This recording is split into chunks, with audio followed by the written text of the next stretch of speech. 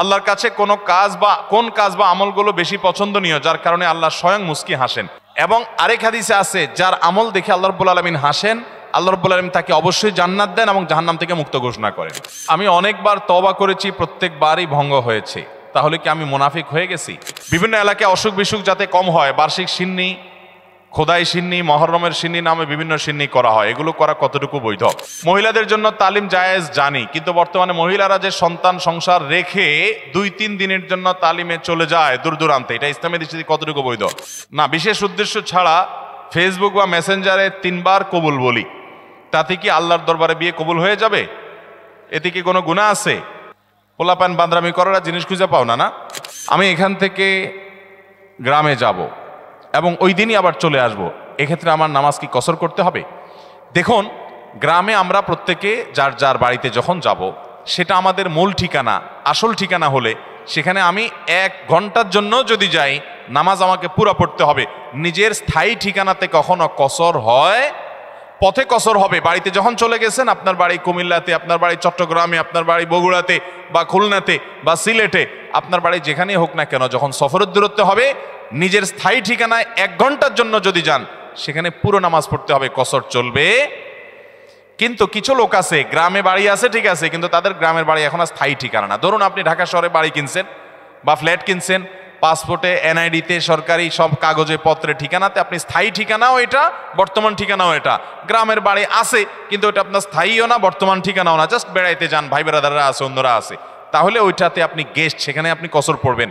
এবং এটা আপনার স্থায়ী এবং বর্তমান ঠিকানা হলে, অনেকে আছে বাড়িতে জমি জমা আছে, শুধুমাত্র থাকার ঘর বাড়িও নাই এবং ভাগযোগ হয়ে গেছে, সে শুধু গেস্ট হিসেবে যায়, ভাইদের মেহমান হয়ে যায়, তাহলে সে কসর পড়বে। আর না হলে স্থায়ী ঠিকানায় গেলে 1 ঘন্টার জন্য সে কি করতে হবে? পুরো নামাজ পড়তে হবে, যদি স্থায়ী ঠিকানা হয় তার গ্রাম। এরপরে প্রশ্ন হলো, আমি অনেকবার তওবা করেছি, প্রত্যেকবারই ভঙ্গ হয়েছে, তাহলে কি আমি মুনাফিক হয়ে গেছি? না ভাই, তওবা হওয়ার পর তওবা ভেঙে যাওয়াটা অস্বাভাবিক নয়। আপনারা খুশি হবেন শুনে, আমাদের রব আল্লাহ রাব্বুল আলামিনের একটা গুণবাচক নাম হলো তাওয়াব। কি নাম ভাই? তাওয়াবের মানে জানেন? আল্লাহু আকবার। রিপিটেডলি, বারবার যিনি বান্দার তওবা কবুল করেন। এই জন্য ভাই, একবার গুনাহ হয়ে গেছে, আল্লাহর কাছে তওবা করেছেন, চেষ্টা করছেন যে আর যেন না হয়, কিন্তু আবার শয়তান কাত করে ফেলে দিয়েছে, আবারও তওবা করে ফেলবেন এবং দুর্বল হবেন না। এখানে ইবলিস আপনাকে বলবে, তুই এতবার একই কাজ করে তওবা করছস আল্লাহর কাছে, আবার কোন মুখে তওবা করবি?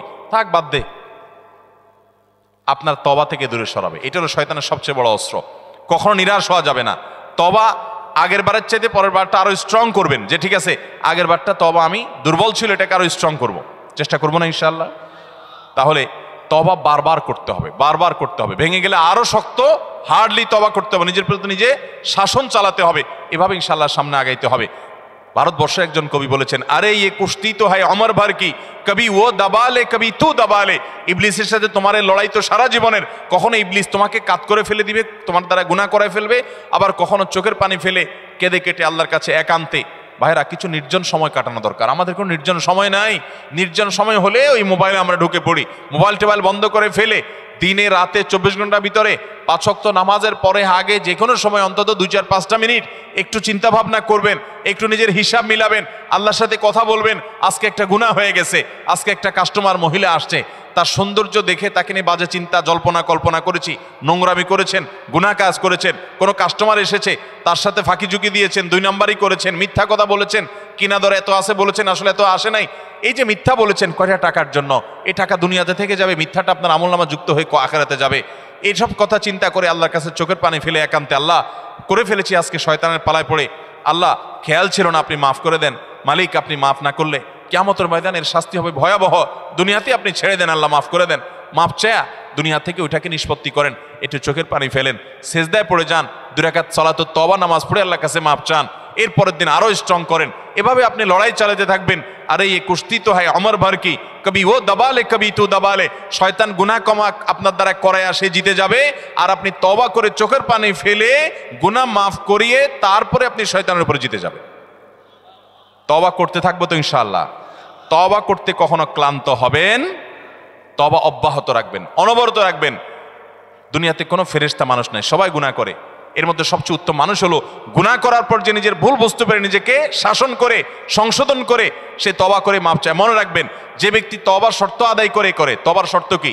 তওবার শর্ত হলো যে কাজটা করেছি গুনার কাজ, এটার জন্য নিজেকে নিজে শাসন করলাম, কেন আমি এত নিকৃষ্ট কাজ করলাম, আল্লাহ আমার প্রতি কত ইহসান করেছেন, কত অনুগ্রহ করেছেন, আমার জীবনে কত বিপদ এসেছে আল্লাহ উদ্ধার করেছেন, তাহলে আমি কেন এই গুনার কাজটা করলাম? নিজেকে শাসন করা, ভবিষ্যতে না করার পরিকল্পনা করা, লজ্জিত হয়ে চোখের পানি ফেলে আল্লাহর কাছে মাপ চাওয়া, এই কাজটা যদি আপনি বারবার করেন, আপনি নিশ্চিত থাকতে পারেন আপনার তওবা দিন দিন আস্তে আস্তে স্ট্রং হবে এবং একটা সময় আপনি গুনাহ ছাড়তে পারবেন ইনশাআল্লাহ। এই জন্য তওবা কখনো ছাড়া যাবে, যতবারই তওবা ভাঙুক তওবা আরো স্ট্রং করে করতে হবে। এরপরে প্রশ্ন হলো, কেউ কালো জাদুগ্রস্ত হয়েছে এমন যদি জানতে পারে তাহলে তার করণীয় কি? এ বিষয়ে আমরা বিভিন্ন জায়গায় প্রশ্ন পাই, ভালো করে শুনে রাখেন। বিশেষ করে আপনারা পুরান ঢাকার কাছাকাছি এলাকার মানুষ, পুরান ঢাকায় সবচেয়ে বেশি, চট্টগ্রামে প্রচুর পরিমাণে আছে। আমাদের দেশে এখন ব্ল্যাক ম্যাজিক, কালো জাদু যেটাকে আমরা বলি, এই কালো জাদু টোনা এগুলো এই পরিমাণ বাড়ছে, আমি সারা দেশে ঘুরে বেড়াই, শত শত হাজার হাজার মানুষের প্রশ্ন আমার কাছে আসে। প্রতি সপ্তাহে এভারেজ আমার কাছে অন্তত 25 থেকে 30,000 প্রশ্ন মানুষের আমার কাছে আসে আলহামদুলিল্লাহ। শুধুমাত্র শুক্রবারের লাইভে আমাদের 15 থেকে 20,000 এক ঘন্টার মধ্যে প্রশ্ন আসে। এই হাজার হাজার প্রশ্ন নিয়ে আমরা কাজ করি। মানুষের অবস্থা আমি জানি প্রশ্নগুলোর মাধ্যমে। এই দেশে প্রতিটা ঘরে ঘরে ব্ল্যাক ম্যাজিকের রুগী আছে। আল্লাহ যাকে বাঁচাইছে তারা ভিন্ন, কিন্তু আমি দায়িত্ব নিয়ে বলতে পারি ম্যাক্সিমাম ফ্যামিলিতে ব্ল্যাক ম্যাজিকের রোগী ভরা, আমরা টেরও পাচ্ছি না। ছোট পোলাপান, অস্বাভাবিক চিল্লাচিল্লি, অস্বাভাবিক দুষ্টামি, ওই দুষ্ট জিনের উপদ্রব অথবা ব্ল্যাক ম্যাজিক। অসুস্থ, কোনোভাবে ভালো হচ্ছেন না, বহু ট্রিটমেন্ট করছেন, চেক আপ করেছেন, ডায়াগনোসিস হচ্ছে না। সবসময় নিশ্চিত না, কিন্তু অনেক ক্ষেত্রেই এগুলা ব্ল্যাক ম্যাজিকের রোগী হওয়ার সম্ভাবনা। আপনারা দেখবেন ফেসবুকে ইদানিং এই উৎপাত বেশি বাড়ছে। বিভিন্ন পোস্টের কমেন্টে দেখবেন পোস্টার দিয়া প্রচার করে তান্ত্রিক অমুক কামরূপ কামাখ্যা থেকে প্রশিক্ষণ প্রাপ্ত। দেখছেন নি? এগুলো হলো শয়তানের খালাতো ভাই, সাক্ষাৎ খালাতো ভাই। এবং আপনার বিভিন্ন ঢাকা শহরের পিলারে পিলারে দেখবেন এই তান্ত্রিক অমুক, ভাগ্য বদলায় দেয়, এটা করে সেটা করে, এসব শয়তানি অ্যাডভার্টাইজ দেখছেন না? দেখেন নাই?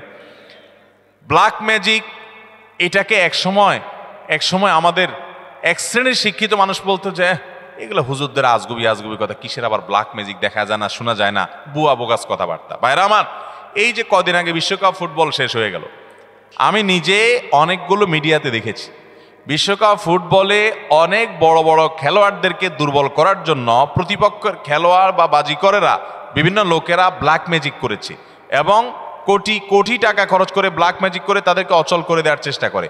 আরে বিশ্বকাপ অনেক দূরে রাখেন, আমার দেশে আসেন। একটা খেলা আছে, নাম হলো পাতা খেলা।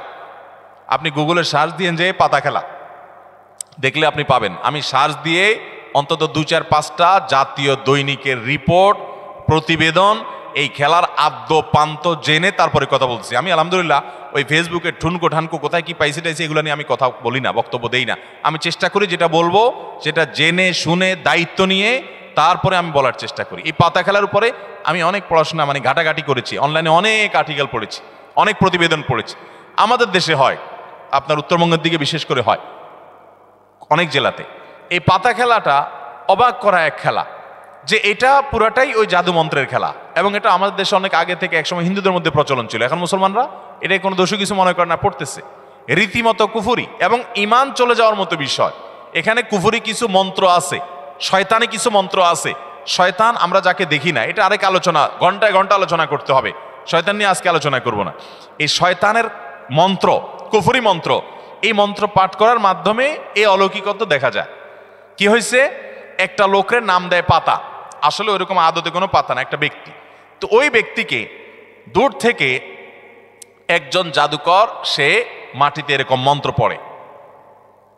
ওই যে যারে নাম দিছে পাতা, তার সে নিজেও জাদুকর। তার কাজ হলো সে মন্ত্র পড়ে পড়ে নিজেকে এক জায়গায় ধরে রাখবে, আর এর কাজ হলো ওরে মন্ত্র পড়ে পড়ে একটা দাগ দেওয়া আছে, দাগ পর্যন্ত নিয়ে আসবে, টেনে নিয়ে আসবে মন্ত্রের কারণে। অবাক করা বিষয় না?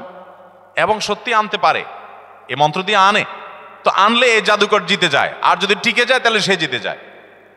এই পাতা খেলা বাংলাদেশে অনেক এলাকাতে বেশ বহুল প্রচলিত, হাজার হাজার মানুষ উপভোগ করে। এই যে কুফুরি কালাম, কুফরি কালাম পড়ে অনেক অলৌকিক কাজ করা যায়। একটা আস্ত সুস্থ মানুষ অসুস্থ হয়ে একদম কবর পর্যন্ত চলে যাবে, আপনি টেরও পাবেন না, ভয়াবহ রোগ হবে এই ব্ল্যাক ম্যাজিকের কারণে। কালো জাদু, এটা যে বললাম খেলোয়াড়দেরকে পর্যন্ত করা হয়। এটা আমাদের দেশে ঘরে ঘরে। আপনি বাঁচতে চান, নাম্বার 1, আপনার ঘরকে কোরআন দিয়ে আলোকিত করতে হবে। ভাইরা আমার, আমি বিভিন্ন সময় বলার চেষ্টা করি, আপনি ইমানদার হিসেবে, মুসলমান হিসেবে আপনার মধ্যে শয়তান মাঝে মধ্যে সন্দেহ ঢুকায় যে ইসলাম আসলে সত্য কিনা, না হুজুররা এসব বকওয়াস কথা বলে টলে। আপনার ইমানের প্রতি যদি কোনো প্রকার সংশয় শয়তান সৃষ্টি করতে চায়, আমি আপনাকে দায়িত্ব নিয়ে আল্লাহর শপথ করে বলতে পারি, এই কোরআন হলো এমন এক জীবন্ত মিরাকল, জীবন্ত মুজিজা। এই কোরআনের অলৌকিকত্ব দেখার পর আপনি ইমান আনতে বাধ্য হবেন। পৃথিবীতে যত বেঈমান মুসলমান হয়, যত কাফেররা ইমান আনে, তাদের বেশিরভাগ দেখবেন এই কোরআন যখন নির্মোহভাবে আগাগোড়া পড়ে ফেলে, সে এর কাছে মাথা নত করা ছাড়া কোনো উপায় থাকে না। ওমর রাদিয়াল্লাহু তাআলা আনহুর মতো জাদ্রেল মানুষ যাচ্ছিলেন নবী করিম সাল্লাল্লাহু আলাইহি ওয়াসাল্লামকে হত্যা করার জন্য, বোনের বাসায় যায় দেখে বোন তেলাওয়াত করতেছে, আওয়াজ শুধু শুনছে, তেলাওয়াত শুনেই পাগল হয়ে গেছে। আরে এ তো সাধারণ কোনো কথা না, আকৃষ্ট হয়ে গেছেন। তরবারি হাতে নিয়ে নবী সাল্লাল্লাহু আলাইহি ওয়াসাল্লামের দরবারে চলে গেছেন। সাহাবীরা তো ঠেকাইতে আছে, নবী সাল্লাল্লাহু আলাইহি ওয়াসাল্লাম তো জানেন ওহী পাঠাইছে আল্লাহ তাআলা, বলে আসতে দাও, ঠেকাইও না। গেছে হত্যা করার জন্য, ঈমান নিয়ে ফিরে চলে আসছে কোরআনের কারণে। মুসলমানদের বাসা বাড়িতে আজকাল কোরআন তেলাওয়াত হয় না। আপনার বাসা বাড়িতে কোরআন তেলাওয়াত চালু করেন, আওয়াজ দিয়ে উচ্চস্বরে, মনে মনে না, আওয়াজ দিয়ে কোরআন তেলাওয়াত চালু করেন, কোরআন পড়েন এবং অডিও চালায় রাখেন। ব্ল্যাক ম্যাজিক, দুষ্টজনের উপদ্রব থেকে বাঁচার জন্য এটা মহৌষধ। বিশেষ করে একটা সূরা, সূরা বাকারা জোরে জোরে নিজেরা তেলাওয়াত করেন। তেলাওয়াত করতে পারেন না তো অডিও চালায় রাখেন। সূরা বাকারার তেলাওয়াত যত বেশি ভাষায় চালু করে রাখবেন, নবী সাল্লাল্লাহু আলাইহি ওয়াসাল্লাম হাদিসে বলা আছে দুষ্টজিন এবং শয়তান ভাষায় প্রভাব ফেলতে পারবে না। এক। দ্বিতীয় আমল, তাহলে কোরআন বেশি বেশি পড়বেন, বিশেষ করে সূরা বাকারা। দ্বিতীয় আমল হলো সকাল সন্ধ্যার দোয়া এবং জিকির, এগুলা নিয়মিত পড়বেন, এগুলা রক্ষা কবচের মতো কাজ দেয়। তৃতীয় আমল হলো ঘরের মধ্যে কোনো হারাম জিনিস রাখবেন না, ছবি টবি এটা সেটা রাখবেন না, এবং গুনাহমুক্ত রাখবেন বা ঘরকে। 4 নম্বর আমল হলো যতবার বাসায় ঢুকবেন বিসমিল্লাহ পড়ে ঢুকবেন, বের হওয়ার সময় বিসমিল্লাহ পড়ে বের হবেন। টয়লেটের দরজাগুলো বন্ধ রাখবেন, ঢুকতে বিসমিল্লাহ পড়ে ঢুকবেন, দোয়া পড়ে ঢুকবেন, বের হওয়ার সময় দোয়া পড়ে বের হবেন। খাওয়ার সময় বিসমিল্লাহ পড়ে খাবেন, প্রত্যেকটা কাজে বিসমিল্লাহ করবেন, শয়তান অংশগ্রহণ করতে পারবে না ইনশাআল্লাহ। আর বিশেষভাবে 3 কুল সকাল সন্ধ্যায়, কুল হুয়াল্লাহ, কুল আযুল ফালাক, কুল রাব্বিন নাস, 3 বার সকাল সন্ধ্যার আমলের মধ্যে এটা চলে আসছে। আলাদা করে এটা রাতে, সকাল সন্ধ্যায় বিভিন্ন সময় পড়বেন ইনশাআল্লাহ। বিদিন আল্লাহ তাআলা এই দুষ্টজিন এবং ব্ল্যাক ম্যাজিক থেকে বেঁচে থাকার তৌফিক দান করবেন। এরপরে প্রশ্ন হলো, আসুন্নাহ ফাউন্ডেশনের দেওয়া অফিস আসিফ হুজুরকে দিয়ে রুকিয়া করা হয়েছে, আপনি কি রুকিয়া করেন? না ভাই, আমি রুকিয়া করি না। তবে আমরা অনেক রাকিকে চিনি ব্যক্তিগতভাবে, কেউ চাইলে বলি ভাই অমুকের কাছে যান, বিভিন্ন রাকিরা আছে, আপনারা অনলাইনে খুঁজতে পারেন। বিভিন্ন এলাকায় অসুখ বিসুখ যাতে কম হয়, বার্ষিক সিন্নি, খোদাই সিন্নি, মহরমের সিন্নি নামে বিভিন্ন সিন্নি করা হয়, এগুলো করা কতটুকু বৈধ? অসুখ বিসুখ হলে আল্লাহর কাছে তওবা ইস্তেগফার করবেন, দোয়া পড়বেন এবং ডাক্তারের কাছে যাবেন। অসুখ বিসুখের জন্য দান সাদাকা করবেন। কিন্তু এই যে আপনার সিন্নি দেওয়া মানে হলো, ধরেন আপনার এই উপলক্ষে মিলাদের আয়োজন করলেন, নবী করিম সাল্লাল্লাহু আলাইহি ওয়াসাল্লাম বা সাহাবা একরাম কেউ এরকম অসুখ বিসুখ হলে, বিপদ আপদ হলে এরকম কোনো কাজ করতেন বলে আমাদের জানা নাই। বিধায় খেয়াল রাখতে হবে যে এগুলা কোনো সুন্নাহ সম্মত আমল না। মহিলাদের জন্য তালিম জায়েজ জানি, কিন্তু বর্তমানে মহিলারা যে সন্তান সংসার রেখে 2-3 দিনের জন্য তালিমে চলে যায় দূর দূরান্তে, এটা ইসলামের দৃষ্টিতে কতটুকু বৈধ? এটা সম্পূর্ণ অবৈধ কাজ। অনেক জেলাতে আছে মহিলারা স্বামীর সংসার রেখে অনেক দূরে চলে যায় আরেক জেলাতে, এবং এইসব তালিমের জন্য মহিলাদেরকে যারা ফুসলায়, সংসার রেখে ছেলে মেয়ে রেখে চলে যায়, তারা বলে আরে আল্লাহর নির্দেশ বড় না স্বামীর নির্দেশ বড়, রাখো তোমার স্বামীর নির্দেশ মানা লাগবে না। তো আল্লাহ কি তোমার আরেক জেলা যাওয়ার নির্দেশ করছে? কোথায় কোরআনে বলছে যে অমুক জেলা যাও? এগুলো সব শয়তানের বুঝ। স্বামী অথবা বাবা, বড় ভাই, অভিভাবকের নির্দেশ বাদ দিয়া মাহরাম ছাড়া যদি আরেক জেলা সফর করে, আরে মাহরাম ছাড়া তো হজ করা পর্যন্ত জায়েজ নাই। এক সাহাবী জিহাদে যাবে নবী সাল্লাল্লাহু আলাইহি ওয়াসাল্লামের সাথে, নবী সাল্লাল্লাহু আলাইহি ওয়াসাল্লাম যখন শুনছেন ওনার স্ত্রী হজ করতে যাবে, বলছেন যে তোমার জিহাদে যাওয়া লাগবে না, যাও তোমার স্ত্রীর সঙ্গ দাও, কারণ তার সফরে মাহরাম হিসাবে তুমি তার সাথে থাকতে হবে। বিধায় এই তালিমের নামে এক জেলা থেকে আরেক জেলা মাহরাম ছাড়া যদি এরকম যায়, তাহলে সেটা জায়েজ হবে না, গুনাহ হবে। এরপরে প্রশ্ন হলো, ভুল করে বা রাগের মাথায় যদি কসম করি, কিন্তু পরে দেখা গেল আমি যেটা কসম করেছি যে আমি এটা কখনোই করব না, কিন্তু সেই কাজটা আমি বাধ্য হয়ে করে ফেললাম, তাহলে এক্ষেত্রে আমার করণীয়? এক্ষেত্রে আপনার করণীয় হলো কাফফারা দিবেন। কসমের কাফফারা হলো হয় 10 জন মিসকিনকে খাদ্য দান করবেন, আর না হলে 3 দিন রোজা রাখবেন। বাস, তাহলে কসমের কি হয়ে যাবে? কাফারা হয়ে যাবে। আল্লাহর কাছে কোন কাজ বা আমলগুলো বেশি পছন্দনীয় যার কারণে আল্লাহ স্বয়ং মুস্কি হাসেন? আল্লাহ রাব্বুল আলামিনের হাসিটা তার শান অনুযায়ী কেমন সেটা আল্লাহ ভালো জানেন। তবে হাদিসে বিভিন্ন বর্ণনা থেকে আসে যেটি হয়, বিশেষ করে শীতের সময় যখন কনকনে ঠান্ডা শীত উপেক্ষা করে কেউ যখন উঠে নামাজে দাঁড়িয়ে যায়, নবী করিম সাল্লাল্লাহু আলাইহি ওয়াসাল্লামের হাদিসে লেখা আছে যে আল্লাহ রাব্বুল আলামিন বান্দার এই আমলটা দেখে হেসে দেন। এবং আরেক হাদিসে আছে, যার আমল দেখে আল্লাহ রাব্বুল আলামিন হাসেন, আল্লাহ রাব্বুল আলামিন তাকে অবশ্যই জান্নাত দেন এবং জাহান্নাম থেকে মুক্ত ঘোষণা করেন। এজন্য শীতের দিনে ফজরের নামাজ, তাহাজ্জুদের নামাজের গুরুত্ব অন্য সময়ের চাইতে অনেক বেশি। আমি একজন যুবক, আমরা অনেক সময় মজার ছলে বা বিয়ের উদ্দেশ্যে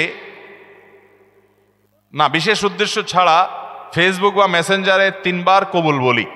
তাতে কি আল্লাহর দরবারে বিয়ে কবুল হয়ে যাবে? এতে কি কোনো গুনাহ আছে? পোলাপান বান্দরামি করার জিনিস খুঁজে পাও না? অনেক পোলাপান এগুলো করে। এমনকি এই যে নাটক সিনেমাতে অনেক সময় অভিনয়ের অংশ হিসাবে এগুলো করে না অভিনেতারা? এদের মধ্যে কেউ যদি মুসলমান হয়, কারোর যদি আল্লাহর প্রতি বিশ্বাস না থাকে তার কথা ভিন্ন হয়, বেঈমান নিয়ে আমাদের আলাপ নাই। যে মুসলমান, যে আল্লাহর প্রতি ঈমান আছে, তার জানতে হবে নবী করিম সাল্লাল্লাহু আলাইহি ওয়াসাল্লাম বলেছেন, সালাতুন জিদ্দুহুন্না জিদ্দুন ওয়া হাজলুহুন্না জিদ্দুন। 3টা বিষয় সিরিয়াসলি করলে যা হবে, দুষ্টমি, রসিকতা, অভিনয়, মজা করে করলে তা হয়ে যাবে কাহিনী বড় খতরনাক, বড় জটিল। অতএব আপনি দোস্ত দুষ্টামি করে কোনো ক্লাসমেট মেয়েকে বললেন অন্য 2-3 দোস্তের সামনে যে আমি ওরে বিয়ে করলাম, এবং সেও অ্যাডাল্ট, আপনিও অ্যাডাল্ট, 2জন সাক্ষীও আছে। আর বিশেষ করে নাটকে যেটা হয় যে অভিভাবক অনেক সময় থাকে, যদি সত্যিকারের অভিভাবক থাকে, ওখানে তো সব বকওয়াস অভিভাবক। মেয়েদের তো বিয়ে অনেক আমাদের মতো মেয়েদের বিয়ে অভিভাবক ছাড়া হয় না, কিন্তু হানাফি মাযহাব অনুযায়ী অভিভাবককে জরুরি না, যদি অ্যাডাল্ট হয়ে যাবে তাহলে সেক্ষেত্রে হানাফি মাযহাবের আলোকে এই বিয়ে হয়ে যাবে। 2জন সাক্ষীর সামনে শুধু বলছেন প্রস্তাব, সে বলছে কবুল, দুষ্টামি করে বলছেন, বস কাহিনী খতম হয়ে গেছে। কথা বুঝেন নাই? খুব জটিল একটা বিষয়। ঠিক তালাকের বিষয়টাও এরকম। আপনি বলবেন যে হুজুর আমি তো আসলে তালাকের উদ্দেশ্যে বলি না, আমি তো ভয় দেখানোর জন্য বলছিলাম, কাম হয়ে যাবে, এরপর আর এসব বলে লাভ হবে না। অতএব এগুলো সাবধানে করতে হবে। আল্লাহ আমাদেরকে এই সমস্ত বিষয়, হেয়ালিপনা, দুষ্টমি, এগুলো থেকে বেঁচে থাকার তৌফিক দান করুন। সব জায়গায় ফাজলামি না।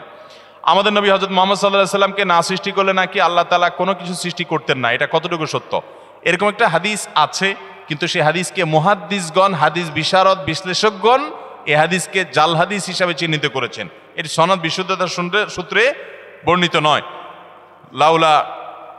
লাউলা খলিকতু লামা খলিকাতিল আফলাক, নবী সাল্লাল্লাহু আলাইহি ওয়াসাল্লাম যদি সৃষ্টি না হতেন আসমান জমিন সৃষ্টি হতো না। ভাইরা আমার, নবী সাল্লাল্লাহু আলাইহি ওয়াসাল্লামের মর্যাদা বলার জন্য মিথ্যা হাদিস বলার কোনো দরকার নাই। আল্লাহ তাআলা তার নবী সাল্লাল্লাহু আলাইহি ওয়াসাল্লামকে, তার হাবিবকে এমনি মর্যাদা দিয়েছেন, তার জন্য ভুয়া হাদিস বানানোর কোনো দরকার। তিনি সকল নবী রাসূলদের মধ্যে শ্রেষ্ঠ, তাকে আল্লাহ মেরাজে ডেকে নিয়ে সম্মানিত করেছেন, তাকে আল্লাহ তাআলা কিয়ামতের ময়দানে হাউজে কাউসার দান করবেন, তার শাফাআত হবে সবচেয়ে বড় শাফাআত, শাফাআতে কুবরা। তাকে আল্লাহ তাআলা কত মর্যাদা দিয়েছেন। অতএব ভুয়া ভিত্তিহীন হাদিস বলার দরকার নেই। বুখারীর হাদিসে আসছে, তিনি বলেছেন লা তুতরুনি কামা আতরাতিন নাসারা ইবনে মারইয়াম।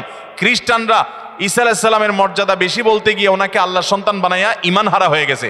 তোমরা আমার মর্যাদা বলতে গিয়ে এরকম সীমা লঙ্ঘন করবা না। এরপরে প্রশ্ন হলো, মোজ ধোয়া পানি পান করলে নাকি হারাম হয়, আসলে হাদিসে এমন কিছু আছে কিনা? মোষ ধোয়া পানি খেলে বা মোষ লাগলে কোনো কিছু খেতে গেলে সেটা হারাম বলে হয়। হারাম তো পরের কথা, অনেকে বলে মাকরু, হারামও হবে না মাকরুও হবে না। কারণ মোষ যদি থাকে আর পানি যদি আপনি খেতে যান তো একটু আধটু লাগবেই লাগবে, যত ছোট থাকুক একটু হইলেও লাগবে। এখন যদি বলেন যে না আমি লাগাবো না, তাহলে মোষ বড় রাখতে হবে অনেক, এবং সে মোষ কিছু একটা দিয়ে চিমটি দিয়ে ধরে উঠায় ধরে তারপর খাইতে হবে। এছাড়া তো আমি কোনো উপায় দেখি না। কারণ যদি ছোট ছোট মোষ হয়, পানি খাবে না, লাগবে না, তাহলে ঠোঁট ধরে উঠে রাখতে হবে।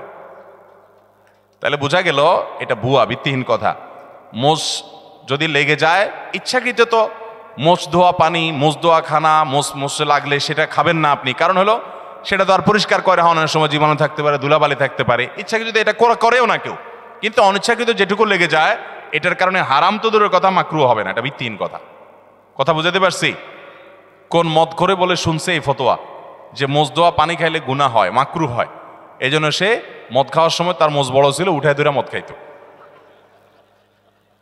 যে মদ খাওয়ার সময় যদি মাকরুহ হয়ে যায় তাহলে তো আল্লাহ নারাজ হয়ে যাবে, এই জন্য সে মোষ উঠায় নাকি মদ খাইতো। আল্লাহ জানে সত্য না মিথ্যা, ঘটনা শুনছি আমরা অনেক ছোটবেলা থেকে। তো যাই হোক, তো মোজদোয়া পানি খেলে বা কিছু খেতে গেলে মোচে লেগে গেলে আসলে কোনো গুনাহ হবে না। দাদার নামে নাতির নাম রাখা যাবে কিনা? দাদার নামে নাতির নাম তো পরের কথা, বাপের নামেও পোলার নাম রাখা যাবে, কোনো অসুবিধা নাই। আমাদের দেশে সবাই ইউনিক নাম খোঁজে, ইউনিক, টল্টু, বল্টু, নান্টু, পিন্টু, গিন্টু, গেংটু, কি আজিব আজিব নাম খোঁজে সব। আরে ভাই, সবাই বলে ইউনিক নাম লাগবে, আনকমন না লাগবে কেন? আমরা আনকমন নাম লাগবে কেন? শুনেন, সৈয়দ আবুল হাসান আলী নদভী রহমতুল্লাহ আলাই ভারতবর্ষের সবচেয়ে বড় আলেমদের একজন ছিলেন এবং মুসলিম বিশ্বের নোবেল খ্যাত কিং ফয়সাল অ্যাওয়ার্ড পুরস্কার, এটা সারা বিশ্বে, বিশেষ করে এই ভারতবর্ষে অল্প কয়েকজন মানুষ পাইছে, এর মধ্যে উনি একজন ছিলেন। অনেক বড় পণ্ডিত মানুষ ছিলেন, সারা ওয়ার্ল্ডের বড় বড় ইউনিভার্সিটি, অক্সফোর্ডের মতো ইউনিভার্সিটি, বড় ইউনিভার্সিটিগুলোতে অতিথি লেকচার হিসেবে তিনি লেকচার দিতেন এবং মদিনা ইউনিভার্সিটির উপদেষ্টা পরিষদে ছিলেন অনেক শুরু থেকে, অনেক বড় ব্যক্তিত্ব ছিলেন সৈয়দ আবুল হাসান নদভী রহমতুল্লাহ আলাই। এ আল্লাহর বান্দা, তার পরিবারে কয়েকজন বাচ্চার নাম, কয়েক ভাই, একই ফ্যামিলিতে কয়েকটা ছেলে হয়েছে, সবগুলোর নাম রাখছে মোহাম্মদ। তাহলে একটা মুসিবত না? 4 ভাইয়ের নাম যদি মোহাম্মদ হয়, কোন মোহাম্মদ ডাক দিলে কোন মোহাম্মদ আসবে? এই জন্য পার্থক্য করার জন্য নাম দিছে মোহাম্মদ আউয়াল, মোহাম্মদ সানি, মোহাম্মদ সালেস, মোহাম্মদ রাবে, অর্থাৎ মোহাম্মদ ফার্স্ট, মোহাম্মদ সেকেন্ড, প্রথম মোহাম্মদ, দ্বিতীয় মোহাম্মদ, তৃতীয় মোহাম্মদ। তৃতীয় মোহাম্মদ বললে একজন আসে, চৌথ মোহাম্মদ আসলে আরেকজন আসে। এটা বলার উদ্দেশ্য হলো যে একই নাম, আমাদের দেশে অনেকে আমরা নাম চাই, হুজুর একটা নাম দেন, তো বলি ভাই সবচেয়ে উত্তম নাম আব্দুল্লাহ, আব্দুর রহমান, হাদিসে আসছে। সবচেয়ে সুন্দর নাম কি নাম? আব্দুল্লাহ। এবং কিয়ামতের ময়দানে মানুষকে নাম ধরে ডাকা হবে। পোলার নাম টল্টু রাখবেন, তো আপনাকে আল্লাহ তাআলা ডাকবেন, ও টল্টুর বাপ আসো। কেমন লাগবে জিনিসটা? আল্লাহর বান্দা, নামের মধ্যেই তাওহীদ, নামের মধ্যেই ইমানের শিক্ষা থাকবে। আল্লাহর বান্দা আব্দুল্লাহ, আব্দুর রহমান। তো অনেককে নাম দিলে বলে কি, ভাই এটা আমাদের ফ্যামিলিতে আছে। কার নাম? বলে আমার বোনের ননদের ছেলের নাম, বোনের ননদের ছেলের নাম। তো তোমার বোনের ননদের ছেলে আর এই ছেলে জীবনে কয়বার একত্র হবে? এসব বকওয়াস চিন্তা করতে থেকে মাথায় আসে। এমনকি কাছাকাছি ফ্যামিলি থাকলে অসুবিধা নেই, ভালো নামগুলো দেখে দেখে রাখতে হবে। যাই হোক, বাপের নাম এবং ছেলের নাম পর্যন্ত আরবে অনেক দেশে এক নাম আছে। তো দাদার নামে নাতির নাম রাখাতে কোনো অসুবিধা, আবার মেয়ের নাম মায়ের নামে রাখতেও কোনো অসুবিধা।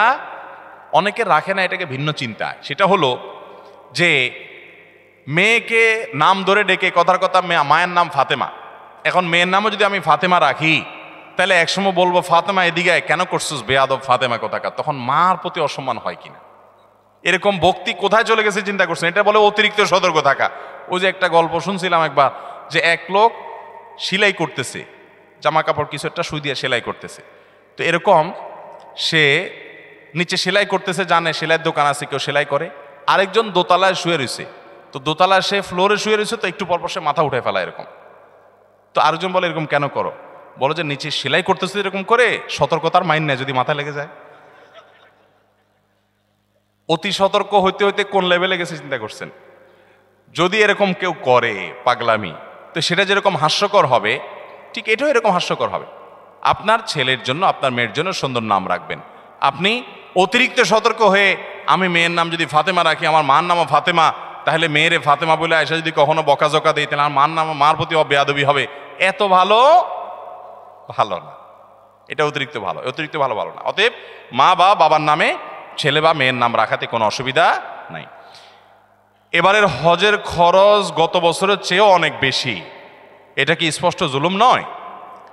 ভাইরা আমার, হজের খরচ গত বছর ছিল স্মরণকালের সবচেয়ে ভয়াবহ খরচ। আমি নিজেও গেছি, 6 লাখ টাকা প্রায় লেগে গেছে। এবছর হলো প্রায় 7 লাখ। 6 লাখ 80 না 75,000, 83,000, তাহলে 7 লাখের মতো প্রায়। গত বছর ছিল প্রায় 6 লাখের মতো। এই যে পার্থক্যটা হয়েছে, এটা মূলত রিয়াল ডলারের দাম বাড়ার কারণেই হয়েছে। কারণ হলো গত বছর হজের সময় রিয়ালের দাম ছিল 24 টাকা, 23 টাকা, এরকম 22, 23, 24 এই রেঞ্জের মধ্যে ছিল। এই বছর রিয়ালের দাম কত এখন? 28, 29, 30 টাকা। তাহলে 5 টাকা করে রিয়ালের প্রতি যদি দাম বাড়ে, সবকিছুই তো সেখানকার খরচ। অতএব বিশাল বড় একটা অংশ এখানে বেড়ে গেছে, এটা একটা বাস্তবতা। তবে সৌদি গভর্নমেন্টের কাছে আমাদের আবেদন থাকবে যে তারা হজের ক্ষেত্রে যেন আরেকটু দয়া এবং মায়া প্রদর্শন করে। কারণ মুআল্লিম ফি যেটা অন্য সময় সামান্য ছিল, সেটা গত বছর মাঝে 2-3 বছর করোনা গেল, গত বছর সেটা ডাবল না জানে ট্রিপল কয়েক গুণ সেটা বাড়াই দিস। আমি গত বছর হজে যাওয়ার সময় চিন্তা করছি যে যেটা বোধ হয় 2000-এর নিচে ছিল, ওইটা 5000-6000 টাকা, 6000 রিয়াল, টাকা না, সৌদি রিয়াল, তার মানে 1 লাখ প্লাস। এটা মুআল্লিম ফি। তো মুআল্লিম ফি যেটা নিচে মক্কা মিনা মুজদালেফাতে সার্ভিস দেয় সেটার ফি, ঠিক আছে, এটা নিতে হবে, খরচের টাকা বুঝলাম। তো আগে যেটা ছিল ধরেন 2000-এর ঘরে, সেটা হঠাৎ করে 6-7 হাজারের ঘরে চলে গেল, 3 গুণ, এত বেশি, এত হাজার রিয়ালের ঘরে চলে গেল। আমি মনে করছি এবার বোধ হয় হজে নিয়ে জামাই আদরে রাখবে মনে হয়, এত টাকা যেহেতু নিছে তাহলে বোধ হয় খুব আদর যত্ন করবে। তো আমি দেখলাম না, আদর যত্ন কিছু না, হাজি এমনি কম নিছে, সেজন্য একটু ফ্রি আছে। শুধুমাত্র মিনা মুজদালেফা আরাফাতে টয়লেটের নিচে স্ল্যাব বসাইছে, যেটা আগে প্লাস্টিকের ছিল, ব্যাস। আমি আর দৃশ্যমান কোনো পার্থক্য দেখলাম না, বাস এটার কারণে। বা আর যেগুলো আছে সেগুলো উল্লেখযোগ্য এমন আহামরি কিছু না, মানে এটার কারণে অন্তত 3 গুণ টাকা বৃদ্ধি হবে বা 3-4 গুণ হয়ে যাবে, অনেক গুণ বৃদ্ধি হয়ে যাবে, এরকম কোনো বিষয় না। এরপরে আসুন, বিমান ভাড়া সম্ভবত এই বছর কত, 2 লাখ বোধ হয়, 2 লাখের মতো ধরছে। কল্পনাই করা যায় না, যারা বিভিন্ন দেশ সফর করেন তারা জানেন।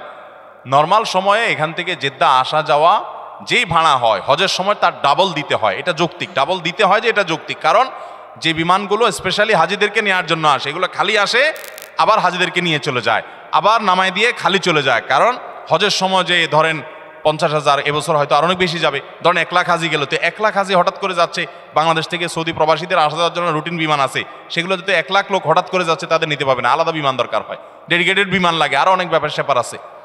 তো আলাদা করে হাজি সাহেবদেরকে নিতে হয়, আনতে হয়, সেজন্য ডাবল খরচ নিতে হয়। তো ডাবল খরচ যদি হয় তো সেটাও 2 লাখ টাকা, 2 লাখ প্লাস বা 2 লাখের কাছাকাছি হওয়ার কথা না। এক্ষেত্রে থার্ড ক্যারিয়ারকে সুযোগ দেওয়া যেতে পারে। সেক্ষেত্রে যদি টেকনিক্যাল সমস্যা হয় তাহলে বিমান ভাড়া সহনশীল হতে পারে। এমনকি ওমরার বিমান ভাড়া পর্যন্ত 1 লাখ, 1 লাখ প্লাস। আপনি এমনি সৌদি প্রবাসীরা আসা যাওয়া করে জিজ্ঞেস করেন ভাড়া কত, খুব আহামরি কিছু না, অনেক কম তার চাইতে। তো এই যে হজের খরচ, সেটা সহনীয় পর্যায়ে করা উচিত। এবং আমাদের সরকারের কাছে আমাদের দাবি থাকবে যে ক্রান্তি, নানা সময় অর্থনৈতিক অনটন থাকে, ঠিক আছে, ভারতের মতো দেশ যেখানে হিন্দু প্রধান দেশ, সেখানেও হজে ওমরাতে যথেষ্ট পরিমাণ সহনশীল রেট থাকে এবং ভর্তুকি দেওয়া হয় অনেক দেশেই। তো আমাদের দেশে হাজিদের জন্য অনেক কাজে তো ভর্তুকি দেওয়া হয়, যারা আল্লাহর ঘর হজ করতে যাবে তাদের জন্য ভর্তুকি দেওয়া যেতে পারে। তবে এখানে যে খরচটা হচ্ছে, সব খরচটা সবগুলো বেশিরভাগই সৌদি আরবই হয়, বেশিরভাগ কি 99%ই সৌদি আরবের খরচ, আমাদের দেশে খরচ নাই বললেই চলে। বিধায় রিয়ালের দাম বাড়ার কারণে আসলে অনেক বেশি বেড়ে গেছে। এই জন্য ভাইরা বলি, যারা হজ পিছাইছেন, অনেক লোক আছে এই মজলিসে, বহু লোক আছে আমি জানি, যাদের আজ থেকে 7 বছর 8 বছর আগে হজ করার ক্ষমতা ছিল, তখন 3 লাখ, 3.5 লাখ, 4 লাখ টাকা হজ করা যেত, কিন্তু করেন নাই, পিছাইতে এখন 7 লাখে আসছে, একসময় যদি 14 লাখে যায়, আর তখন যদি বলেন আমার কাছে এত টাকা নাই, আপনি আল্লাহর কাছে দায়মুক্ত হবেন না। কারণ যখন কম ছিল তখন তো আপনার পরে হজ ফরজ ছিল, আপনার টাকা ছিল, আপনি কেন করেন নাই? এই জন্য নবী সাল্লাল্লাহু আলাইহি ওয়াসাল্লাম বলেছেন, কারণ হজ ফরজ হলে সে যেন বিলম্ব না করে, যদি সে বিলম্ব করে সে জানে না পরবর্তীতে কি হবে, কি দুর্ঘটনা হবে। এই জন্য হজ ফরজ হলে বিলম্ব করবো না ইনশাআল্লাহ। ভাইরা আমার, আর কথা বলতে চাই না, রাত অনেক হয়েছে।